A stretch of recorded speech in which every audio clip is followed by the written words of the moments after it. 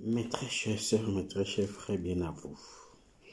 Depuis mon intimité allemande, je vous fais cette vidéo puisque vous êtes nombreux à demander quels sont les principes de nos grands-parents sur lesquels il faut revenir par rapport à la vie de couple. Donc j'ai parlé par rapport au conseil des néo-coachs. Vous savez, nos grands-parents ont un principe fondamental. C'est-à-dire que pour eux, quand un pagne est déchiré, il faut le raccommoder, il faut le rafistoler, il faut recoudre. Mais on ne le jette pas. Mais de nos jours, quand le pagne est déchiré, on le jette et puis on va prendre un autre. C'est ça le problème, c'est de ça qu'il s'agit.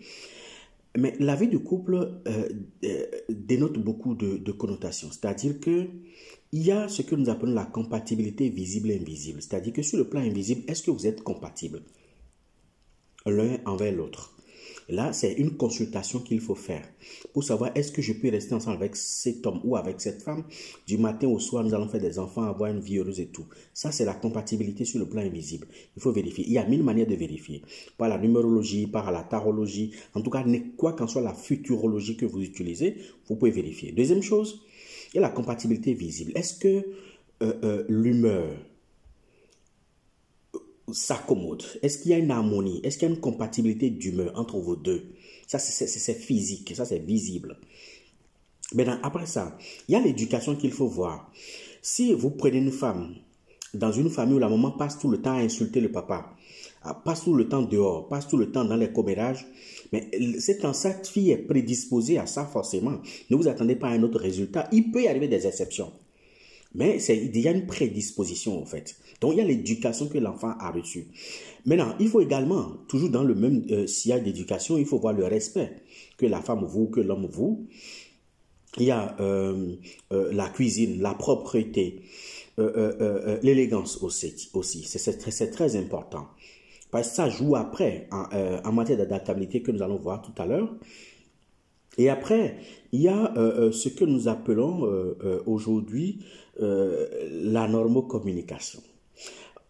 On dit dans le couple, si tout doit aller bien, il faut communiquer. Mais écoutez, on ne va pas passer tous les jours et tout le temps à parler, à ressasser le passé. Non, il faut avancer.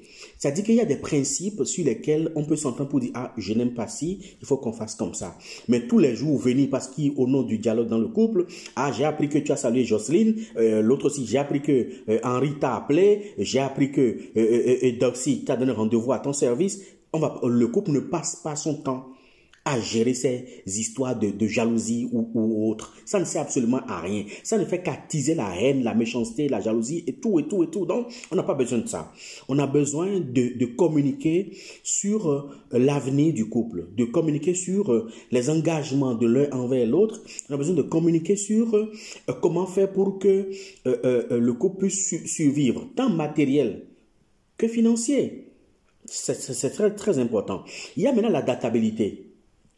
L'adaptabilité, c'est quoi? C'est-à-dire que souvent, quand on a une femme avec qui vous avez passé peut-être 5 ans ou 10 ans, et après, Dieu fait, l'homme change de statut, peut-être devient un homme d'affaires important ou un homme politique important, généralement, les femmes ne s'y adaptent pas. Elles pensent que c'est la vie qu'on avait menée avant, avec les pagnes crottées, avec de maquillage bidon, avec la maison sale, les enfants posés ici par là, les enfants posés ça par là. C'est pas de ça qu'il s'agit. Il faut qu'on suive son mari. Et que quand son mari change de statut, il faut que la femme s'y adapte automatiquement. L'adaptabilité est très importante dans la vie du couple. Sinon, l'homme s'enlace rapidement au fait. Et ça en est de même pour la femme aussi. Mais après ça, il y a les fréquentations. Il y a les fréquentations qu'il faut voir. C'est-à-dire que quand je parle de fréquentation, je parle aussi des fréquentations endogènes qu'exogènes.